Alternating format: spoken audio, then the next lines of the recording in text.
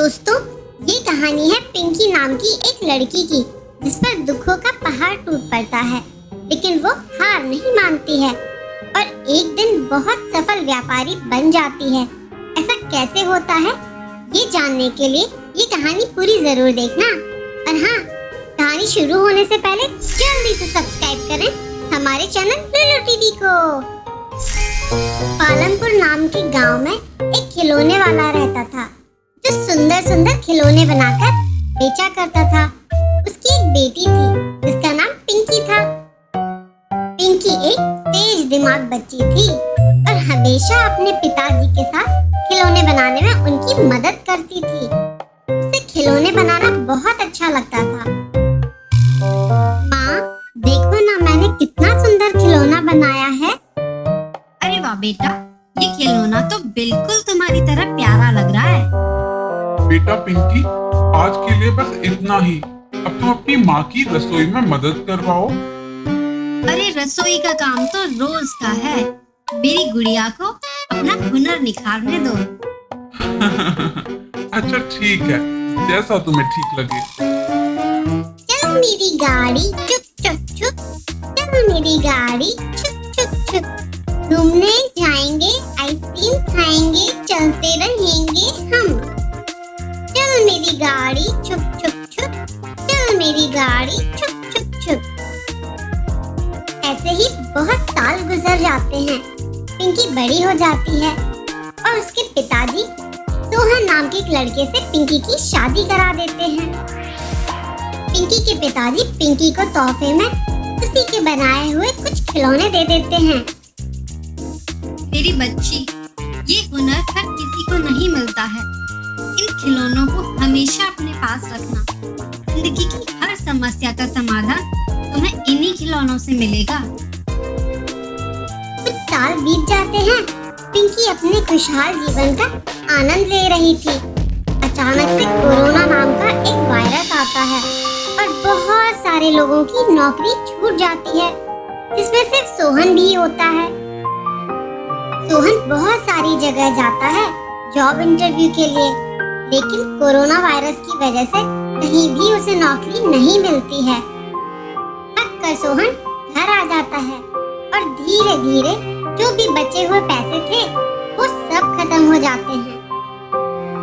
तभी पिंकी और सोहन की एक बेटी होती है। नौकरी तो है नहीं मेरे पास। ये नन्ही सी जान को मैं कैसे पालूंगा?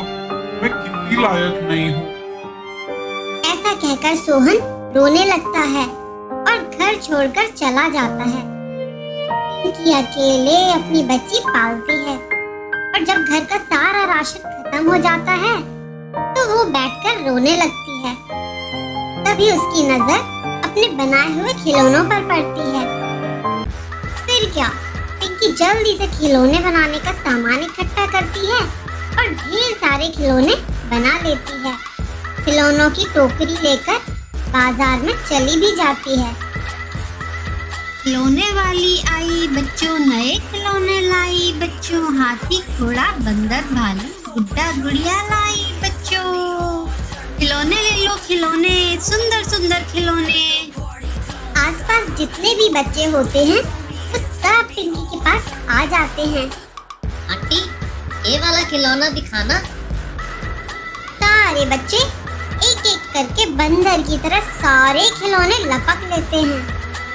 दिन भर पिंकी खिलौने बनाती और शाम में जाकर उन्हें बाजार में बेच देती थी।